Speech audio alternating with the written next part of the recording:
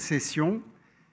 Alors, nous allons avoir le plaisir d'écouter Monsieur Michael Deschambres, Université de New Hampshire des États-Unis, Monsieur Julian Debot, Hesse Aquaculture des Pays-Bas, Monsieur Hmoud Alohali d'Arabie Saoudite, la société Sakwa, Madame Bernice McLean, World Aquaculture Society d'Afrique du Sud, Monsieur Othman Krafes, Arad, représentant la société Arad Maroc, et Monsieur Eric Waki, OOS Maroc. Alors nous avons entendu parler ce matin dans la session des représentants de l'Union européenne, de la FAO, de la Banque mondiale, de l'Université des sciences et technologies du roi d'Arabie saoudite. Et là, ce sont plus des opérationnels, des experts qui ont mis en place des solutions innovantes, et chacun d'eux aura 10 petites minutes pour nous présenter l'innovation en question et les avantages qu'elle présente. Et je vais leur demander de bien vouloir se joindre à moi sur le podium, et je vous demande de les applaudir, mesdames et messieurs, s'ils veulent bien venir. Où sont nos intervenants? Est-ce que M. Michael Chambers est là? M. Michael Chambers? Alors, bienvenue, welcome. En attendant que nos intervenants, s'ils veulent ou s'ils préfèrent rester... Monsieur Michael Chambers, Julian Debont, Hmoud Alohali, Madame Bernice McLean, Monsieur Othman Krafes, Monsieur Eric Waki, et j'annonce notre premier intervenant, Monsieur Michael Chambers, qui va nous parler des cages submersibles pour l'aquaculture au Maroc. Please.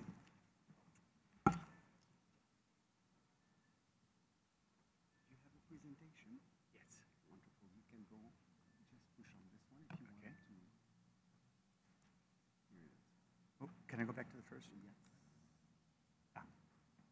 Yeah. Thank you very much. It's an honor and pleasure to be here today, to be on this world stage with so many important speakers. I want to thank ANDA for them sponsoring me to travel here from the University of New Hampshire to talk a little bit about the pros and cons of submersible cage culture for Morocco. I'm a research professor at the University of New Hampshire. Many of you probably have no idea where New Hampshire is. It's a very small state, just north of Boston, south of Maine. So the reason we're all here today is pretty much depicted in this slide. You're probably familiar with all of these statements. I just want to pick out a couple right now. One that's quite notable where I come from in the United States is that we have an annual seafood deficit over $20 billion right now due to all the imports we bring on in. So it's very important for us to look at this blue pasture and find ways to develop seafood for our country. Other things that are notable that most people don't realize is that fresh water is a commodity, and it's heavily used for terrestrial animals, plants, and all. And in the marine environment, when we grow fish and shellfish and seaweed, we don't use fresh water. So it's really an important space for us to go to develop a healthy protein source for us moving forward with increased rural populations. A little background, I've been doing open ocean aquaculture research and development for over 30 years. Initially, I started with Texas A&M in the Gulf of Mexico. There we have a lot of oil platforms, and so their interest was to utilize abandoned oil platforms that were no longer active. And there we developed automated feed systems that could go on top of platform. They were solar powered. They'd mix water and feed and go down to these submerged cages that we attach onto the riser of the platform. There we grew a couple different species indigenous to the Gulf of Mexico. One was Florida pompano, the other one is red drum. Very, very high demand in that neck of the woods. I later moved then to Hawaii to work at the Oceanic Institute, and they were supported by NOAA to develop a subsea offshore farm on the leeward side of Oahu. The reason they wanted submersible aquaculture is that they had a lot of butters that didn't want to view onto some fish farm in the water. They want to have the pretty sunset. Therefore, we had to go to submerged cage culture systems. And there we were able to produce a locally known species called Pacific threadfin that was the fish of the king back in the ancient days. So it was a local favorite.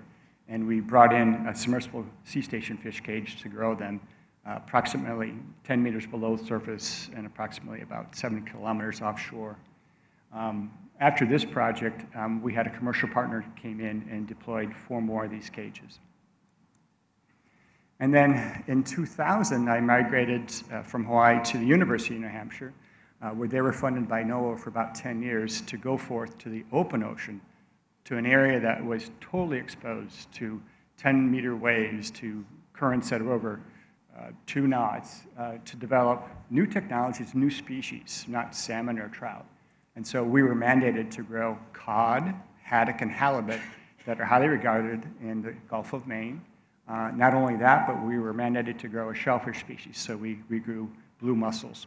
And so there, we were able to get a lease site approximately 17 kilometers offshore and 52 meters water depth, totally exposed.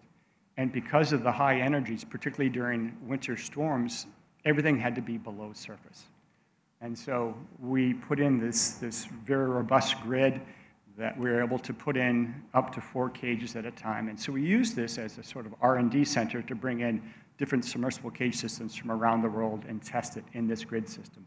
And these are just a couple of samples of what we tried out there and grew fish in, the aquapod, the zoocat.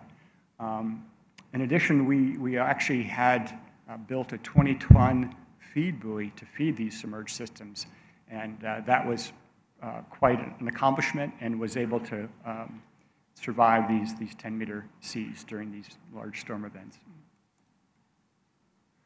So what are the benefits? Why do we want to go subsurface? Well, near-shore protected coastal areas, you don't need to. And economically, that's the way to go. But as I said in my opening statement there, if you look at our planet, 70% of it is covered in water, and yet we produce less than 2% aquaculture in this zone. So we have this vastness to go out and actually farm the ocean. But with that, you have these energies you have to contend with. So when you get subsurface, you obviously get away from that wave energy, the strong currents. There's less fatigue on your gear. Reducing the light, you have less issue with biofouling. Some fish are sensitive to sunburning. When you get below surface too, particularly during summertime, you have high thermal events. And so if it's too warm for your fish, you can bring them down into a colder climate where it's more conducive for their growth. If you're in areas that have a lot of tourists and don't want to see a farm, well, your farm can disappear, so they can't see it. But the most important thing is item number 9 here, is if you have a big storm event, or maybe even a chemical or oil spill at the surface, you want to safeguard your livestock. And so bringing it down below surface, not only do you protect your livestock, but you protect your infrastructure from failure. Now, some of the disadvantages to submerged aquaculture is that it's really hard to see your livestock every day. As a chicken farmer or cattle farmer, you want to see your animals up close. You want to make sure they're eating, that they're healthy. That's a little bit more challenging, so you have to invest into underwater cameras to try to see. Typically, there's more moving parts in a submerged system, so more moving parts means greater expenses and more maintenance, and could be potential failure modes.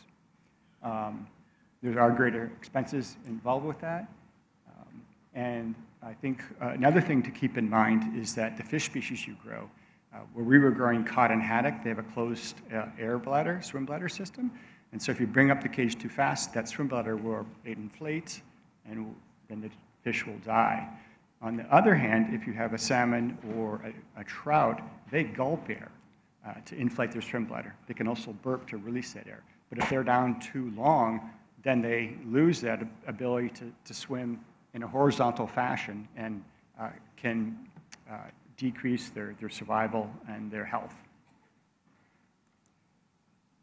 So next, I'll talk about some of the current systems that are available for offshore submersible fish farming. We have one company in the US called Innovasi. It's been developing these technologies for over 30 years. Their initial cage that they have, sort of their trademark cage, is the sea station. It's biconical. We use this in Hawaii. We use this in New Hampshire. It's being used extensively in Hawaii, Mexico, and in Panama. And it's very robust, and it survives hurricanes and typhoons. And it's probably the most outstanding cage I'm aware of with a track record. More recently, to reduce the costs of some of these more specialized cages, they come up with a system called the Sea Protean. This is made out of high-density polyethylene and has an air chamber below it that allows it to go up and down the water column. And they have ranges of 700 or 7,500 metric ton all the way up to, I should say, cubic meter grout space, all the way up to about 14,000 cubic meter grout space within this system. Next, and maybe some of you are familiar, is Dandon Nadi from Italy. They have two systems out. They have a Genesis 1 and a Genesis 2 that are now available. They're growing sea bass, sea bream in the Mediterranean with this particular system. The Norwegians are advancing technology very quickly. Aqua Group is one of the outstanding companies that not only develops cages, but also a lot of the gear associated with fish farming. A lot of ancillary products, feed barges, underwater cameras, communication, so forth. And they have a unique system that can go up and down in the water column as well, too. And then finally here, Aquascale used to be known as Aqualine. That was one of the more robust systems that could survive surface storms in the Mediterranean and in Norway. They developed a new cage system right now that not only is submersible, but it introduces lights into the system as well as an underwater dome where they can pump air in and fish can then come up and gulp air to refill the air bladder.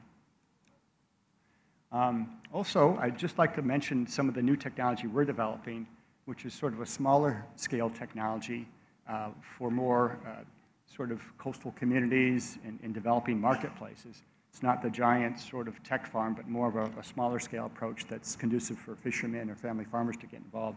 And it incorporates integrated multi-trophic aquaculture. I think Lorenzo mentioned a little bit about that in his presentation. And it incorporates a fish species inside the cage, and then around the floating system, we incorporate seaweeds and shellfishes that bioextract the nutrients from the fish. And we have several farming sites off New Hampshire where we actually exercise this technology. One thing I want to note too is out site number 4, that's in about 35 meters of water depth, and that farm is actually permitted to grow seaweeds and shellfish in remote culture systems in the open Atlantic there. So that's a system and an area that is open for business for people that want to trial new technologies, and we're developing a lot of technologies there as we speak. So this is a better schematic of IMTA in action here. So again, we have the steelhead trout inside. We ornate the perimeter of the floating system with these dropper lines where we grow kelp and blue mussels. Again, the close proximity, they can bioextract the nutrients. And what we found through our research, and with these particular species, is that you need, for every ton of fish that you produce, you need 3 tons of shellfish or seaweed to bioextract the nitrogen that's produced by these fish. Now, this is just for these species. For other species in other environments, it might be different.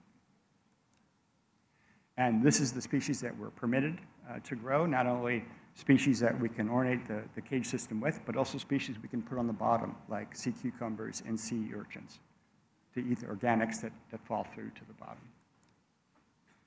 Now, the size and the fact that we're involved with the university, it's a great platform for education, outreach, research, and demonstration. So we bring lots of people out to the farm to learn about aquaculture. So from a university perspective, if any people here from universities, I highly recommend a small-scale system for training your students on how to grow seafood in a responsible manner. And this is some of the products that we grow. And more recently, with our continuation of annual production, we're now really exploring the marketplace and what we can do to get more money for this product. Obviously, we sell it as a raw form, a fresh form, as a fillet. And this year, we actually took a bunch of our fish and had them smoked. And now, once you smoke them, they're frozen, and they have a shelf life of up to a year to produce or to move into the market sector. We're actually getting $16 for a 6-ounce packet of smoked fish in our area. We also produce roe from the trout. It's all female strain. And then a lot of the kelp we produce goes to local breweries where they make a kelp beer. It's a seasonal beer, but the local tourists and people love it. It's a good seller. So benefits to a stepping stone system like this is you have low initial investment.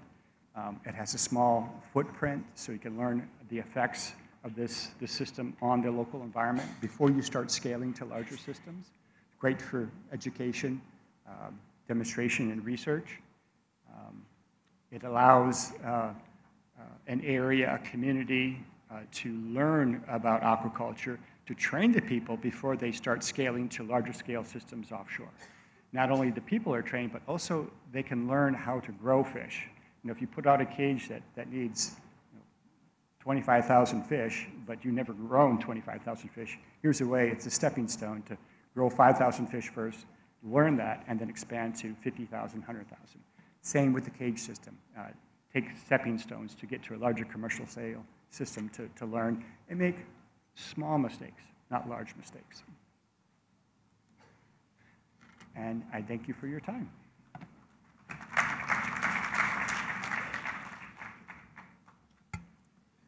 Thank you very much. Monsieur Michael Chambers, Université de New Hampshire. Extrêmement intéressant. Alors, malheureusement, peut-être que vous n'aurez pas la possibilité, le temps d'échanger avec nos panélistes, mais ils sont présents dans le hall E, dans le pavillon de l'ANDA. Ils sont là pendant toute la durée de l'événement et ils sont à votre disposition et le pavillon de l'ANDA peut prendre rendez-vous pour vous avec l'un de ces professionnels si vous avez envie d'échanger avec eux, parce que la quantité d'informations que vous donnez est colossale, extraordinaire, et c'est dommage qu'il n'y ait pas possibilité d'échanger avec vous. Alors notre prochain intervenant, Monsieur Julian Debont des Pays-Bas, qui va nous parler des dernières innovations dans le domaine de l'aquaculture qui sont mises en œuvre aux Pays-Bas. S'il vous plaît, please.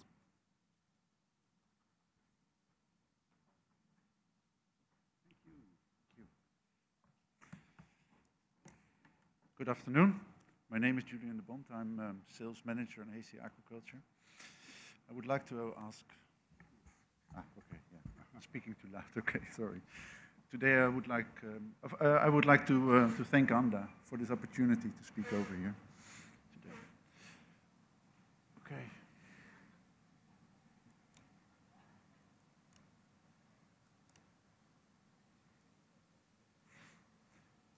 Today, I would like to talk a little bit about hazy aquaculture and the innovations in recirculation aquaculture systems. Hazy Aquaculture is a second-generation, world-leading company in design and turnkey delivery of intensive recirculation aquaculture systems. It's a family company and is established in 1974. Yeah, still too loud? Okay. It's established in 1974 and active in aquaculture since 1984. Since then, we can rely on a reference list of more than 40 years. The practical know-how has been obtained through cooperation with ongoing activities with research and development partners to improve and advance our technology and services. As a company and individuals, we take great pride of the contribution to the countries in where we live and where we work. We care about the environment and being proud of to safeguard it.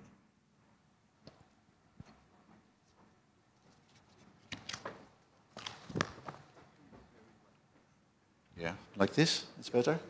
Okay. Okay, indoor RES is land. Sorry, next slide. Okay, what is RES? Indoor RES is land-based fish farming, actually, which allows fish farm culture, environment control delivery of fish throughout the year. Whether a facility will use fresh water, brackish water, or marine water, the system can achieve optimal temperatures and continuous production accordingly the market demand and the change, independent of seasonal variation, location, climate, and limiting environmental factors. So what is RES? So water flows from the fish tanks and where the fish live first to the mechanical filtration. Here we take out all the feces and other dirt.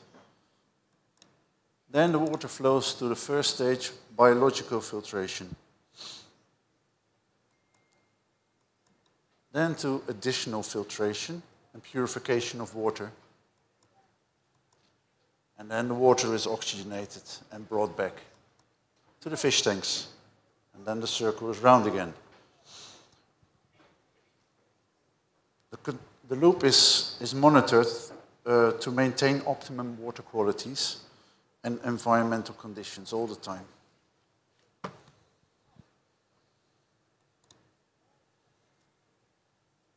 RAS is the optimal way to grow fish.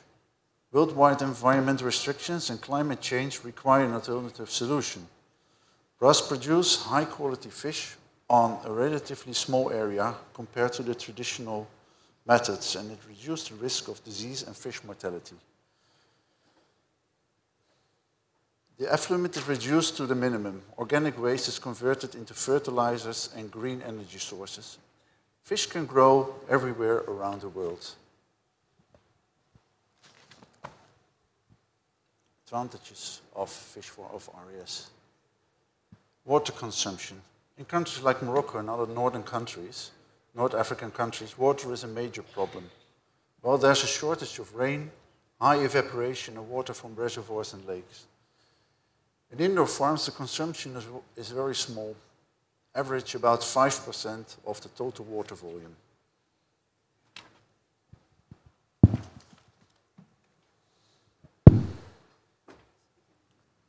Yeah? Okay, sorry.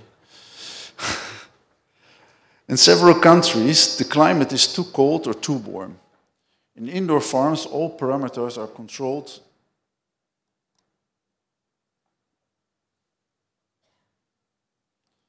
Availability of land. In relation to open culture, such as flow-through and marine cage aquaculture, RES is relatively small, require a really small area compared to traditional methods. Species can grow outside their natural habitat.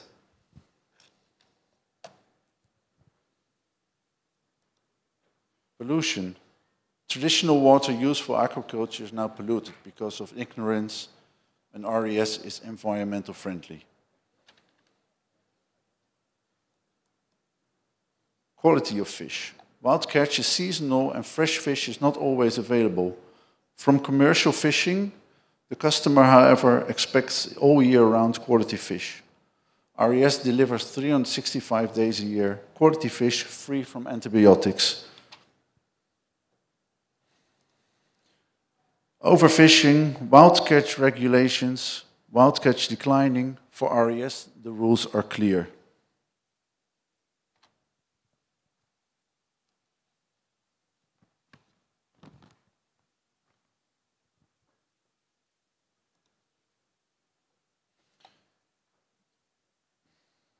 Innovations in filtration, oxygenation, and monitoring systems.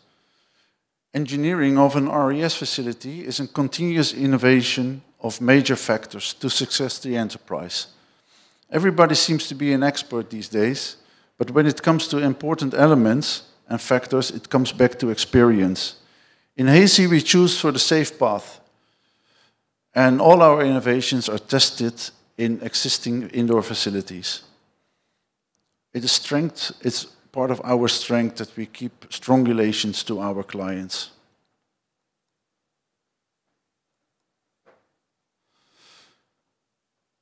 Smart sensors and automation. Due to the high cost of shortage of available personnel, the indoor facility smart solutions became more important. Monitoring and automatic equipment are standard these days. The sensors and monitoring systems are necessary for daily control and all the collecting of the data.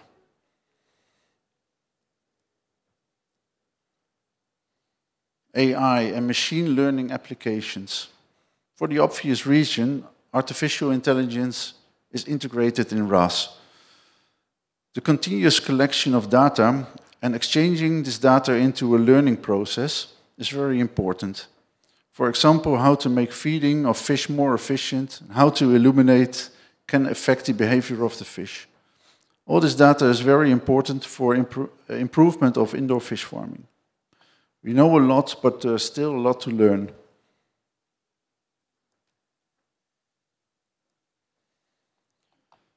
Sustainable improvement, energy efficiency, effluent treatment. Energy efficiency can start with proper engineering. Every kilowatt hour you use, you can save by good engineering, will be returned in this 24/7 process. This is why careful prelling during the initial stage is so important. Standard, all effluent is treated before discharge. Solid waste is filtered out for further processing, such as fertilizers or bioenergy purposes. The local authority decides level of treatment of the liquid part. We can filter water back to drinking water quality, although this is not often required, or it's very expensive. This process is a continuous innovation development because regulations on the subject became more important due to environmental impact, which is good to my perspective, because we all care about a good environment.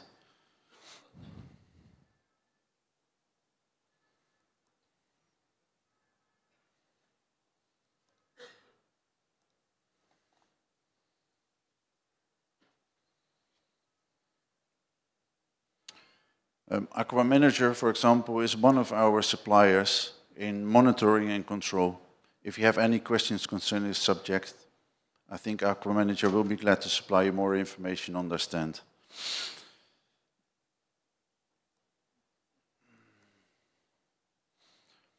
AC is the technical partner on the project, which is currently constructed near Tangier. The indoor facility will eventually produce more than 10 million juveniles per year and then distributed over Moroccan cage farms.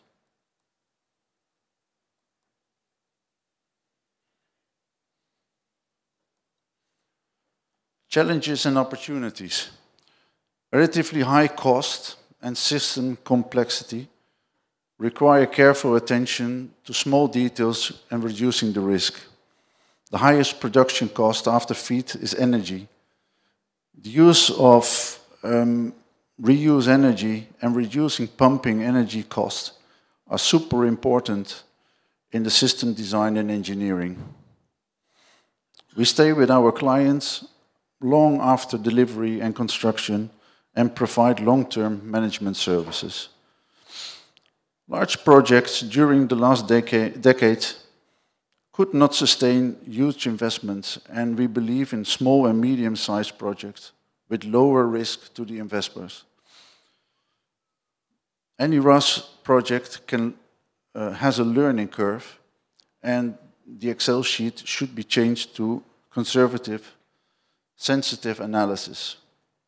However, with the risk come the opportunities to successful RES projects, which take all things considering into it.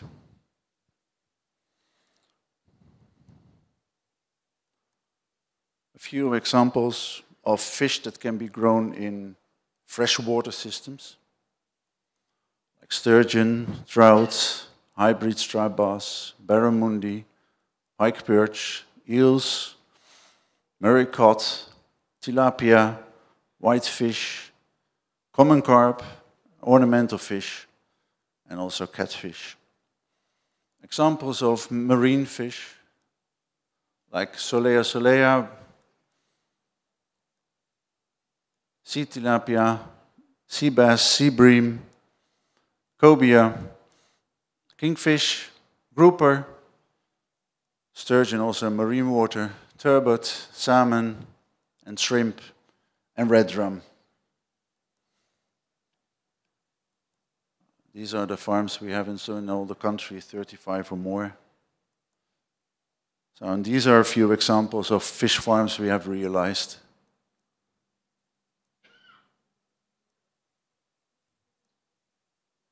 Please visit our website for more information. Thank you very much. Thank you very much. Beaucoup de technicité, c'est-à-dire il n'y a pas de place. Si des investisseurs sont présents ici parmi nous, ils voient qu'il n'y a aucune place à l'improvisation. Et il y a des étudiants, je sais, qui sont parmi nous aussi. Donc il y a de nombreux métiers, très certainement, qui seront disponibles dans les années à venir. Alors nous allons avoir le plaisir d'écouter à présent M. Moud Al-Lohali de la société Sakwa d'Arabie Saoudite et il va nous parler des systèmes aquacoles en circuit fermé en Arabie Saoudite. Please. Est-ce qu'on peut essayer le micro? Ou est-ce qu'il faut... On annule le micro? Ou est-ce qu'on peut faire encore un essai? Ce serait plus simple que nos speakers aient à parler. On fait un essai? Je n'ai pas de réponse, mais on va voir. Oui. C'est bon?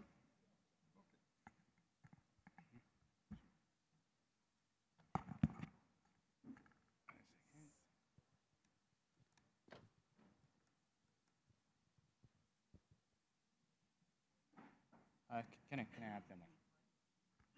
Bismillah. Bismillah. I think I would like to move. Bismillah. Hello everyone. Afternoon. I'm Hamoud Al-Awhali, presenting the Saudi Aquaculture System Factory. It's really an honor to be here today with that great event and those audience. Our presentation today will talk about the recycling aquaculture system, and thank you for my colleagues Julian. He explained more information that I will repeat it. Okay, as we know, the ocean always have been a significant source for aquaculture and seafood as well. But there is a climate change and pollution and over-exploitation that's affecting and creating more challenge for those sources. We moved to the aquaculture, or most of the countries moved to the aquaculture. Aquaculture is a process of raising fish and in carefully and regulated, controlled environment. Sorry. That will give us a sustainable source of food, controlled water quality and feeds, and supporting the national economy and food security.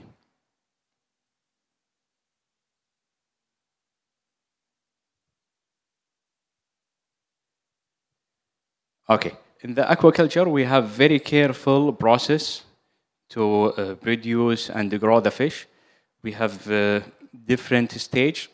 First of all, we have the broodstock to maintain healthy, mature fish for reproduction. And then we have a hatchery to incubate the egg and rear larvae, and then nursery to grow the larvae into fingerlings. And then the last stage is the grow out to raise the fingerlings to the marketable size. There is many different type of aquaculture farms. There's most of the traditional things, which is presenting here. The open pond aquaculture and the autonomous systems such as the biofloc and the flow-through system. That's what we use to work on it in the back time. But today we reach more advanced systems such as the modern closed system RAS and aquaponics. But today we are going to focus on the RAS system. Okay, what is the RAS system? RAS is the recycling aquaculture system. Is sustainable aquaculture. It's recycling the water through advanced filtration, establishing stable aquatic environments. What's the benefit of the RAS system? First of all, we will have the controlled environment enhance the biosecurity, reduce water used, maximize fish productivity, and year-round production, and scalable.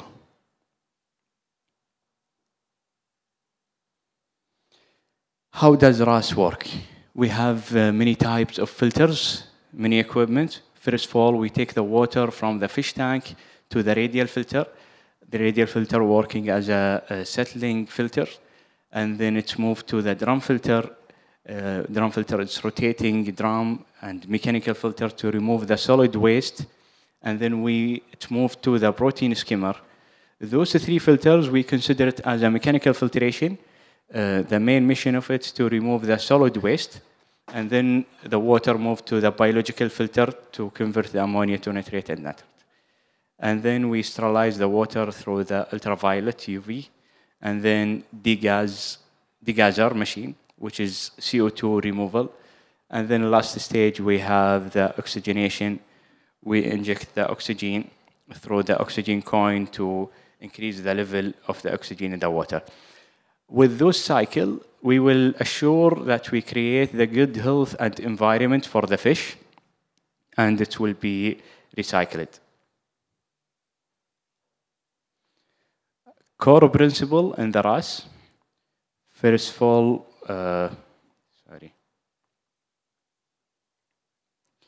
all, we minimize water used by continuously treating and reusing the same water within closed loop of system. More than 90% of the water, we recycle it and reuse it. RAS have a combination of mechanical and biological filtration and other sterilization and oxygenation equipments to maintain water quality. Those filters move the waste and regulate nutrients and ensure the water is suitable for aquatic life. And maintaining the optimal water parameters such the temperature and pH and dissolved oxygen and nutrient levels, RAS provide a stable, controlled environment for fish.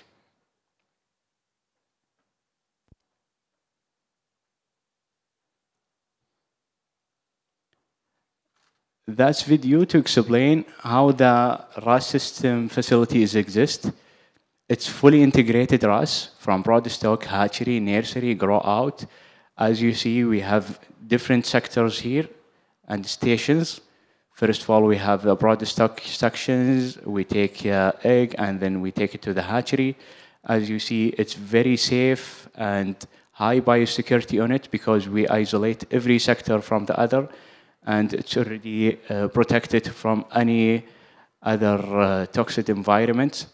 Those facilities can be anywhere, near to the ocean, in the middle of the desert, in Africa and Asia. It will produce high production of fish with the less electrical consumption and minimum use of water.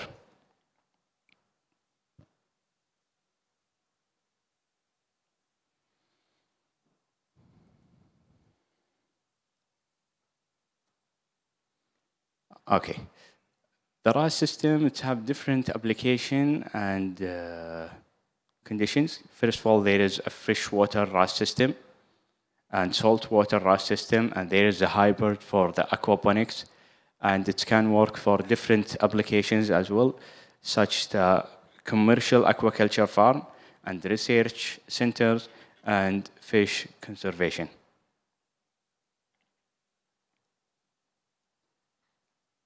Like Morocco here, I think they are depending on the marine cages very often. We can integrate the RAS with the marine cages by the initial stage. It's not required to have fully integrated system from hatchery to grow out. We can depend on the broodstock and hatchery and nursery to produce the fingerlings, and later on we move it to the cages for the grow out. And that will work for different species such as sea bass, sea bream, Atlantic salmon, cobia, kingfish, and etc.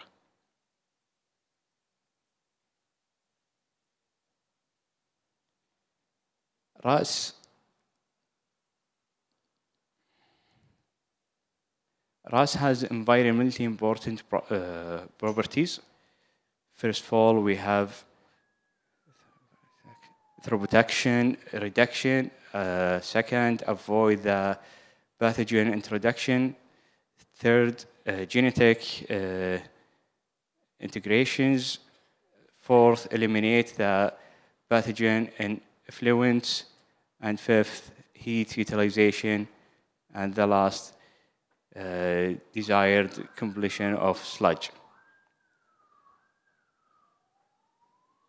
There is advance in RAS, such that sludge thickening and automation feeders and fish pump. What we presented previously, that was the basic things in the aquaculture, but there is an option to keep the project in advance. And also there is a future on it, such that Internet of Things and AI, and also the renewable energy and denitrification resource.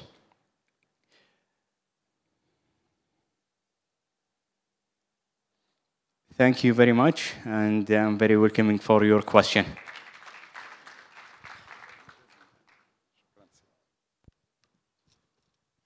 Merci à vous, cher monsieur.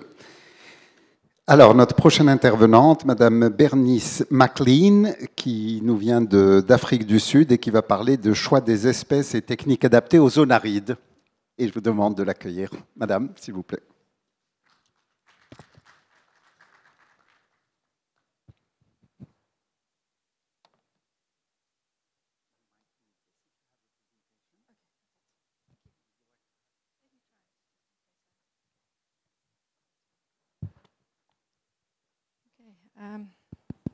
Good afternoon, everyone.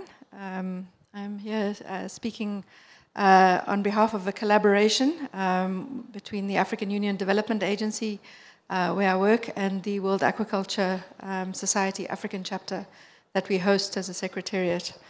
So I'd like to begin just to thank Anda for requesting us to present here. It's a wonderful experience. And also for supporting the travel for us to come here and present on a very interesting topic that I think has a lot of future potential for Morocco and other dryland areas on the continent and elsewhere. So I've been asked to speak about the choice of species and techniques adapted to arid zones. I'm going to start with a bit of an overview quickly. Luckily, the presenters before me have given a lot of the technical input, so I don't need to describe the RAS systems and other approaches.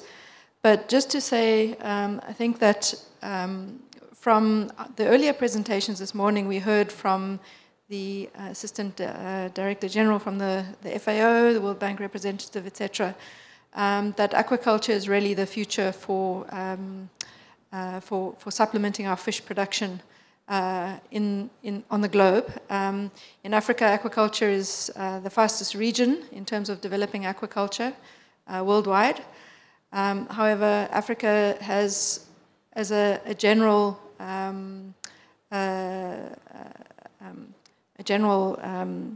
topic, that our per capita apparent fish or animal products consumption is actually just less than half of the global average. So we really, this is not due to the fact that we eat less fish, it's due to the fact that there's a growing demand for aquatic products and a decreasing supply. So aquaculture really is an opportunity not only for fish production, but also for economic growth when we're talking about value chain development and jobs and opportunities for our young people and women, etc. So that's why, as the African Union, we're interested in aquaculture development, in sustainable aquaculture development, and inclusive approaches, and really looking at innovation and the nexus between research, innovation, and economic development. So when we're looking at desert or arid lands aquaculture, we can see that the definition is basically that you're raising aquatic organisms in extremely dry systems, with extremely low precipitation, high radiation, high rates of evaporation. And not just using our usual surface waters, but also using subsurface waters as well, aquifers. In terms of the distribution of arid zones, you can see North Africa is one of the largest areas on the globe, and this area is increasing. So we are anticipating that there is a need for innovative approaches to meeting our food production with increasing arid zone expansions. Now, just generally, you can see that arid lands agriculture in Africa is steadily growing. I think we can say that Egypt is possibly the most experienced country that's been doing a lot of the innovation around arid land aquaculture on the continent. There are other countries, I think Algeria, Tunisia, and then UAE, obviously, who has shown some innovations as well. There's really a growing interest for innovative approaches in areas that we don't normally farm or produce fish. It has the increasing benefit of improving food security in areas where food security is diminishing. And as we look at a food systems approach now, not just in terms of agriculture, but more, the contribution of aquatic blue foods to Africa's food systems along the entire value chain, it really does add some opportunities. There are also some opportunities for really innovative technologies, as you've heard before, the speakers before me, and also alternative energy sources as we look at renewable energy sources, solar solutions and the like. We can also say that we heard from Dr. Williams earlier this morning around the importance of things like circular economy, inclusive blue economy growth, and really the drylands aquaculture is integrated into this vision for Africa's blue economy development in terms of more of a circular, sustainable approach. Right, so what are we looking at? We're looking at producing more with less water. This was a slide actually that came from the FAO, and it looks really to see how we can promote integrated crop and aquaculture systems, so what we call IAA, integrated agri-aquaculture systems, to reuse aquaculture water, cultivate crops, and provide additional food with the same amount of water. Again, using innovative technologies, we heard about the RAS system, the recirculating aquaculture, and more flexible approaches, not just a traditional RAS system, but potentially a partial RAS system, depending on the location that you're doing the dryland aquaculture. And again, reuse of water resources. Some of the aquaculture is non-consumptive. As you heard also earlier, the marine aquaculture doesn't remove water at all because it's done in an open water system in a cage culture. I won't go into detail of the graphics on the right, but it just shows that the production of fish through RAS is a much more sustainable option for utilizing water than other agri-food systems. Now, to look at it from the other perspective, how do arid or dry land areas benefit aquaculture? We look at really high temperatures, which allows for year-round production in many cases, low precipitation, and high solar radiation in isolated lands really lends itself to natural quarantines with lower disease ecological risks. Limited surface and subsurface water versus large, clean freshwater water aquifers. Again, year-round clean production. And then I think one of the presenters also spoke earlier about the opportunity for looking at land that's not normally utilized, which makes it more cost efficient. We can look at the different sources of water for dry land, depending on the area that we're in. So some still have river systems, whether they're perennial or not, freshwater reservoir irrigation canals, and this is particularly relevant to Morocco. Groundwater aquifers, it's important to know, to map the groundwater availability before starting these systems to know where your water is, how much is available, and what it can be used for in terms of the salinity content. Obviously, rainwater reservoirs, brackish saltwater lakes, and desert water desalination for aquaculture. I won't go into detail here because I think the previous presenters have really spoken about the RAS system, water efficiency of that. We have drip irrigation. The main system that Egypt lessons or lends us in terms of the lessons is the integrated agriculture-aquaculture system. But there are other systems, aquaponics versus sandponics, which increases water efficiency. The IMTA, which you heard about earlier, solar-powered systems, floating aquaculture, and other water-resilient models. And then also in Morocco, I think there's some experience of restocking water bodies from aquaculture development. Now, the choice of species, again, this has been spoken about earlier. This is just to flash on the screen some of the species that have been used in dryland aquaculture or IAA systems. The Nile tilapia and the red tilapia specifically, North African catfish, common carp, the grey mullet is a very saline, resilient species. And then we go into the marine species, the sea bass, sea breams, and white shrimps. Now, I think this is a very important point, and this was something that my colleague, Dr. Ashraf Sadek, Sharif Sadek, who is a member of the board of the World Aquaculture Society, was telling me this morning. I think in Egypt, the experience is rather than looking at what fish species you want to culture first, in terms of a lesson for Morocco, is look at which plant species you want to first grow, and then twin it with the appropriate fish species. I think Algeria has the experience of really pushing to do fish production before crop production. And it's been shown from the experience from Egypt that the other way around is more efficient. So you map your water resources first, you map your aquifers, you map which water resources you have available, the salinity, etc.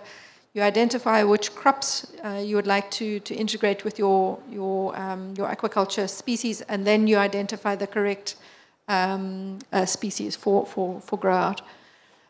So we have some warm water species. Nile tilapia is very fast growing and resilient, as most people know. The silver carp is good at algal control. Grass carp is a herbivore, etc. The cold water species is also grown in Morocco, mainly I think for restocking and for recreational purposes. So one of the case studies coming out of the IAA system, as I mentioned, it's practiced largely in Egypt, but it's emerging elsewhere in Africa. A selection of ideal fish species and then twinning, or crop species and twinning with the fish species or livestock. It is possible to use surface brackish and groundwater.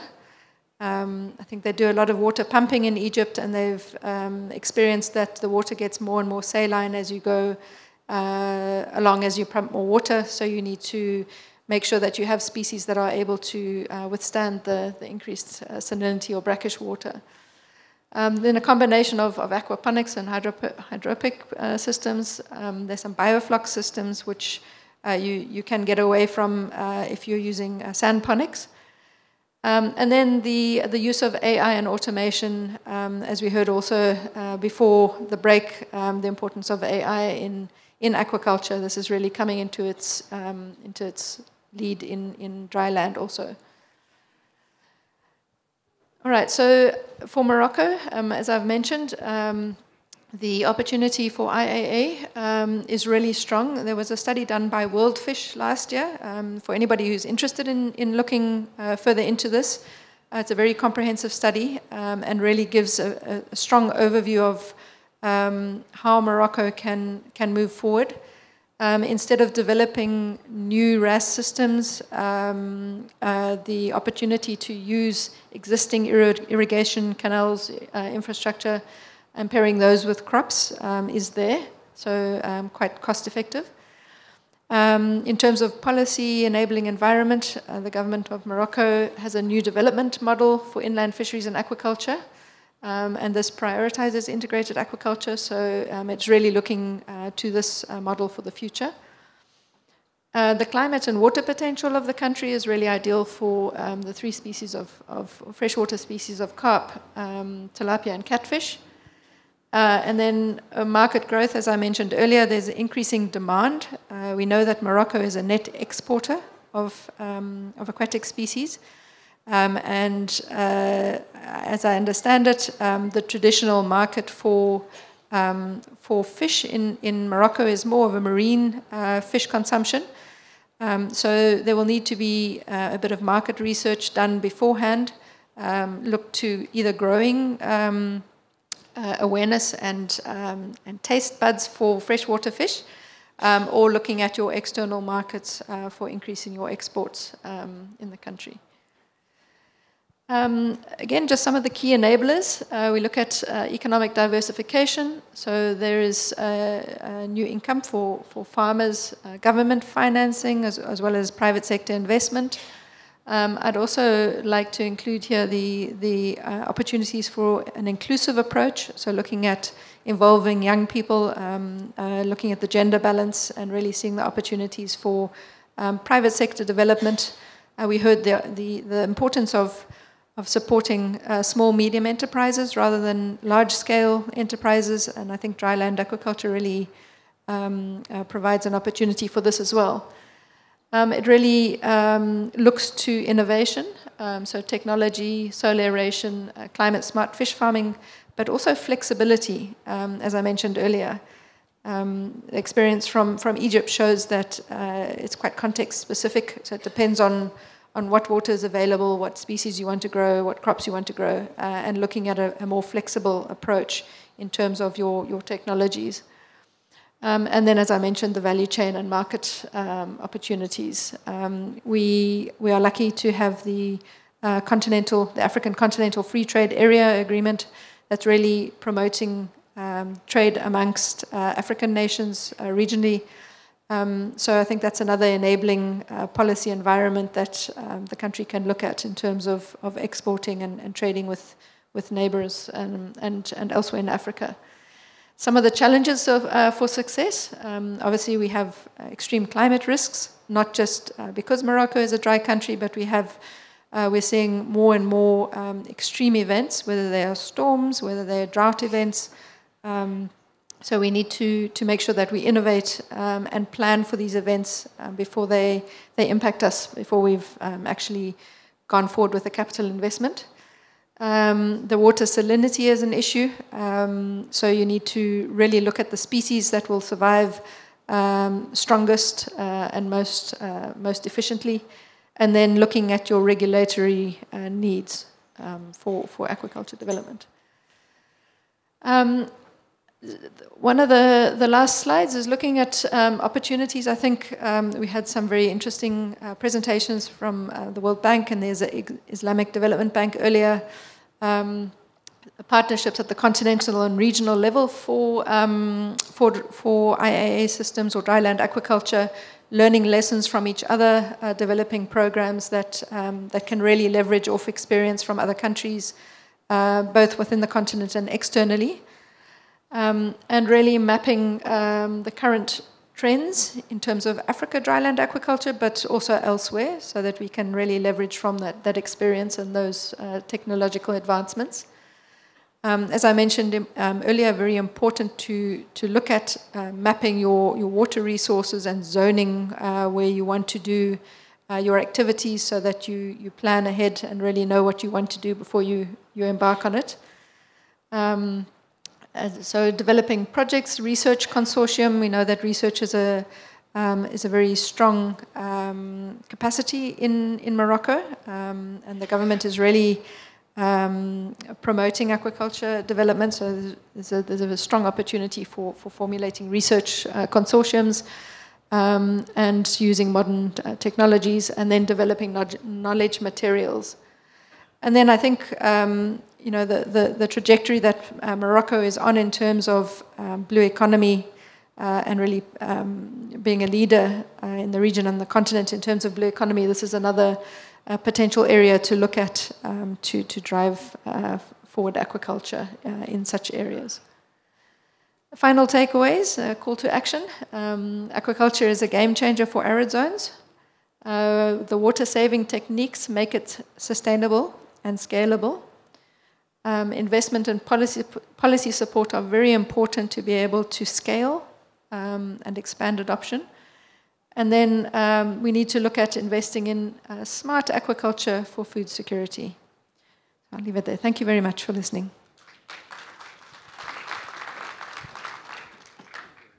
Merci. Merci, Madame McLean. Précieuses informations pour les investisseurs et pour les étudiants qui souhaitent s'orienter vers cette carrière. Nous allons avoir le plaisir d'écouter à présent M. Othman Krafes, Aradi, Maroc. La société s'appelle Aradi, les terres Maroc, l'élevage de crevettes au Maroc. Merci.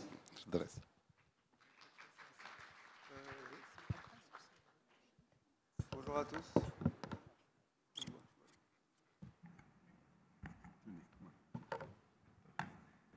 Bonjour à tous, j'aimerais remercier Landa pour cette invitation afin que je puisse partager l'expérience de notre société Aradi Aquaculture, donc dans l'élevage de la crevette au Maroc en milieu aride.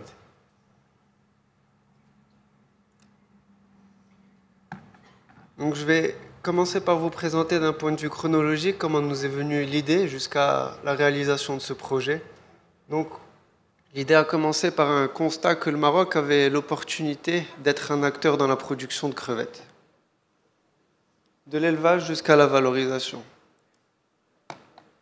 Pourquoi? Parce que le Maroc se situe parfaitement entre l'Europe, le Japon et les USA, mais aussi en étant sur le continent africain, nous pouvons produire de la crevette pour un marché qui est de 400 000 tonnes en Europe et où 95% des crevettes est importée. On a la même situation aux USA où les crevettes sont importées et aussi le marché japonais où les crevettes sont importées. Je parle aussi d'un marché premium où le Maroc a sa place. Il y a aussi un autre point très important pour le Maroc, c'est que nous sommes importateurs de crevettes. Donc aujourd'hui, nous avons aussi l'opportunité de produire, de substituer l'importation des crevettes au Maroc. On est à plus de 10 000 tonnes par an de crevettes. Donc ça fait quand même un marché assez important au Maroc, à substituer par l'élevage au Maroc. L'idée aussi s'est concrétisée par un autre fait important, c'est qu'il y a déjà un écosystème de valorisation de crevettes au Maroc, où la crevette vient d'Amérique latine ou d'Asie pour être valorisée, donc décortiquée, et renvoyée en Europe. Alors on utilise de la main-d'œuvre marocaine, la valeur ajoutée est créée, cependant la production ne vient pas du Maroc. Donc nous avons déjà des outils industriels, un savoir-faire industriel afin de valoriser cette prochaine production qui proviendra du Maroc. Donc une crevette made in Morocco pour les marchés européens. Une fois qu'on a, on va dire, concrétisé l'idée et de se dire qu'on allait se lancer dans l'élevage de crevettes, il a fallu passer par une phase d'R&D. La première étape était d'étudier le choix et le système qu'on allait utiliser au Maroc. C'est un choix qui s'était fait par, est-ce que c'était un système RAS, Open Ponds ou Biofloc?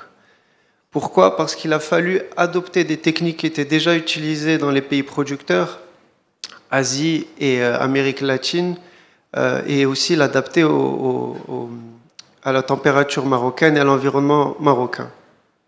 Aussi, il a fallu identifier des partenaires techniques pour pouvoir nous accompagner sur les projets. Finalement, nous avons été accompagnés par des partenaires techniques suisses, indonésiens, espagnols et des intervenants aussi français. Par la suite, cette phase de R&D nous a amené à valider les KPIs. Certains sont la durée d'élevage, le food conversion ratio et la température de l'eau idéale pour pouvoir faire grandir nos crevettes. Donc cela s'est fait par de l'élevage, donc sur une quantité restreinte, pour pouvoir valider tous ces KPIs.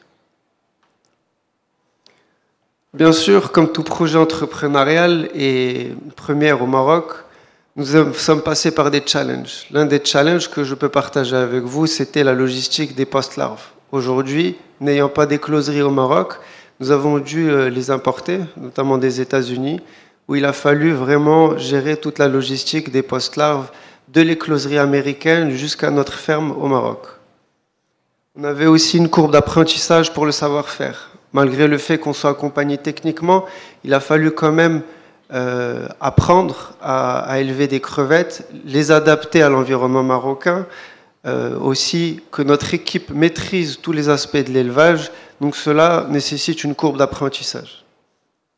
On a aussi l'optimisation de la production, donc ça c'est au fil des expériences, d'avoir plusieurs cycles par an, qui nous a permis en fait d'optimiser la production afin d'aller à l'autre étape.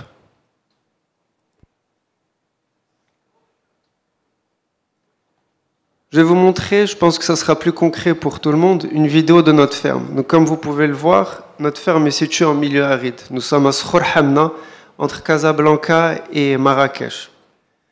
Aujourd'hui, c'est une ferme donc sous serre, où on utilise une technologie biofloc, où on fait recirculer l'eau et toute l'eau dont on a besoin, qui est issue de l'évaporation, nous la prenons d'eau de pluie. Si on peut lancer la vidéo.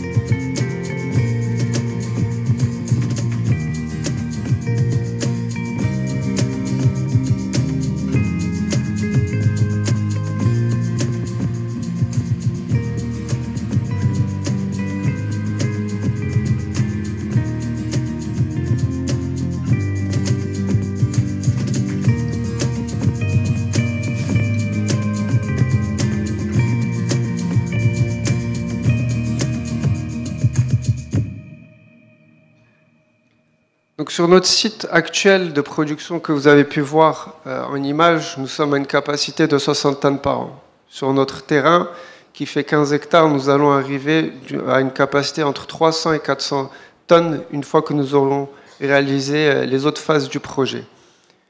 Comme vous avez pu le voir sur la vidéo, nous sommes fiers d'avoir une équipe marocaine qui aujourd'hui gère la ferme de A à Z, donc du moment où nous recevons les post-larves jusqu'au grossissement pour enfin atterrir sur la phase de commercialisation. Donc le feed est importé, donc l'aliment pour poissons est importé, mais on espère que l'écosystème se créera et se développera pour enfin avoir aussi des compléments alimentaires ici au Maroc pour notre élevage. Et ça, on le souhaite pour nous-mêmes, mais aussi pour tous les acteurs marocains. Une fois que nous avons atteint la phase de production, il a fallu aller sur la phase de commercialisation. Si on peut mettre la slide suivante.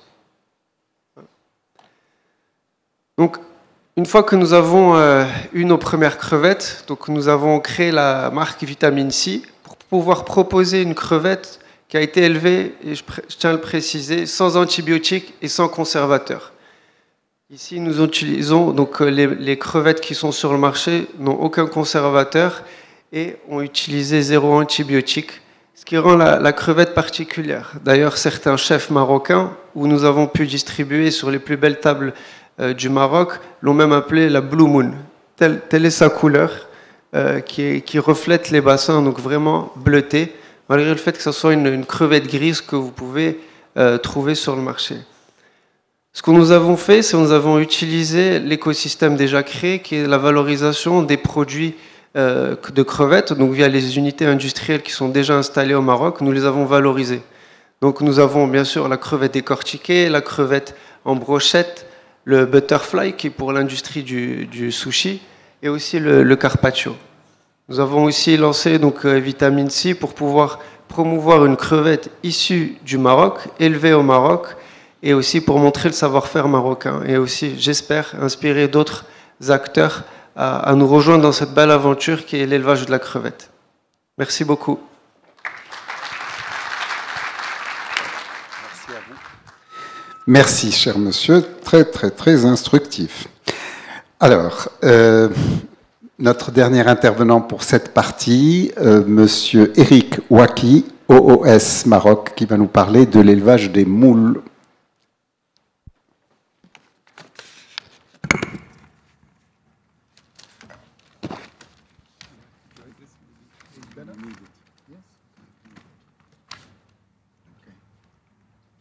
Thank you, ladies and gentlemen. First of all, my thanks to the organization for the invitation that we can present our innovative project for mussel farming at this exhibition.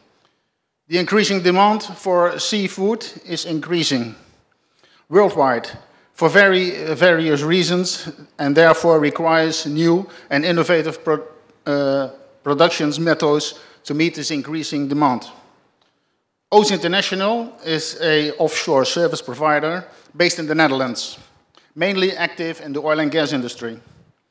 So maybe you are wondering, what are they doing here? Looking for food in the food sector and the aquaculture sector. Well, OOS is located in the province of Zeeland, where the capital of the mussel industry is founded.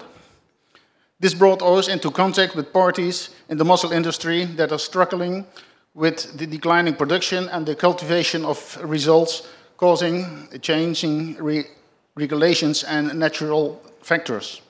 Traditionally, mussels are cultivating in the sheltered coastal areas where weather and current influences are moderate. To stop the declining of mussel farming and to meet the increasing demand for healthy seafood, we will have to move to the open sea. And that is where OOS comes into the picture. The current cultivation installations methods used in the sheltered areas are not suitable for use on the open sea. And this is due to the conditions of the open sea by higher waves, depths and currents.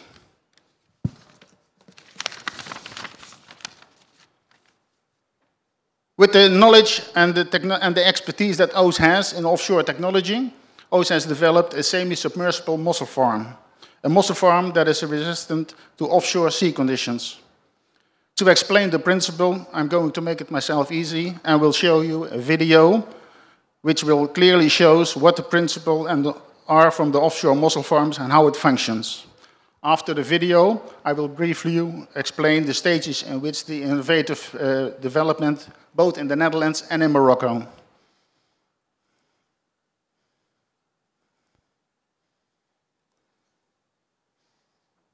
Doesn't work.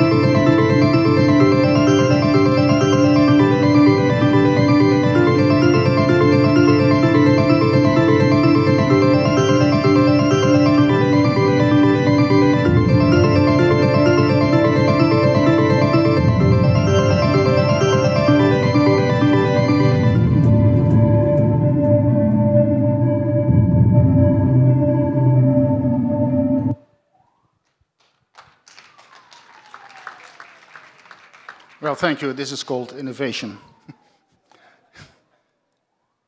Of course, we are testing this principle.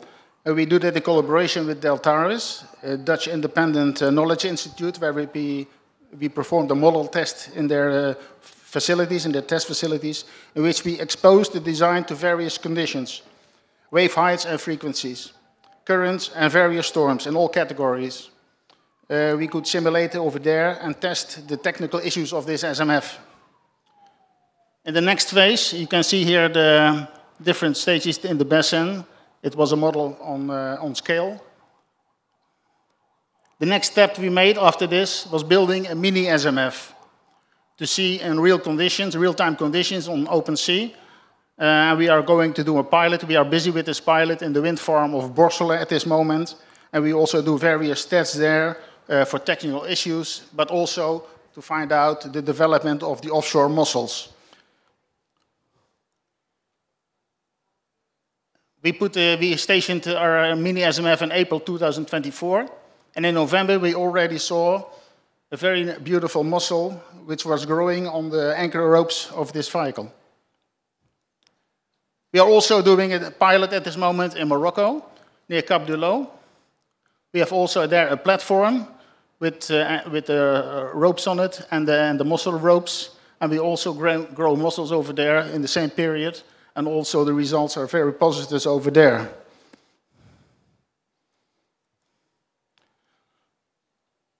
Mussel grow, you can use it on a large scale with a small footprint. So you can produce a lot of mussels over there. And you can use those mussels for the consumption, but also for the protein market as a supplement. And one of the additions is also that seafood contribute the reduction of CO2 emissions as a counterpart of the meat farming. In short, it's an innovation that contributes to healthy food production and a healthy living environment. Thank you for your information.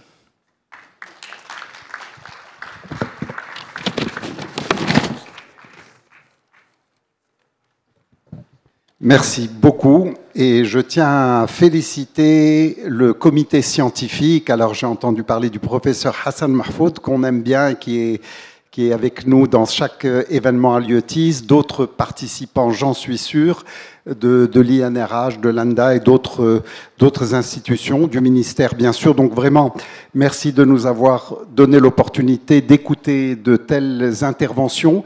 Vous pouvez, quand vous voulez, vous adresser au pavillon de l'ANDA, Hall E, qui pourront vous donner peut-être des contacts avec les experts qui ont été invités. Certains d'entre vous sont venus me voir pour me demander s'ils pouvaient avoir les présentations ou les contacts. Donc, s'il vous plaît, voilà. On va prendre 5 petites minutes de pause, simplement pour qu'il y ait une photo des panélistes. Je vais donner 5 minutes à la régie pour s'assurer qu'il y a de l'eau minérale pour les intervenants.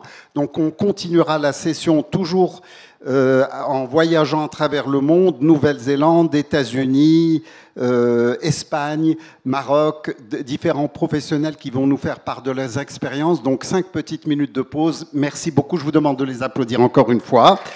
Thank you so much. Et merci pour votre générosité. Et je vais une petite photo, s'il vous plaît, les photos. Can we please have a photo of the panel? Thank you so much. And see you in 5 minutes.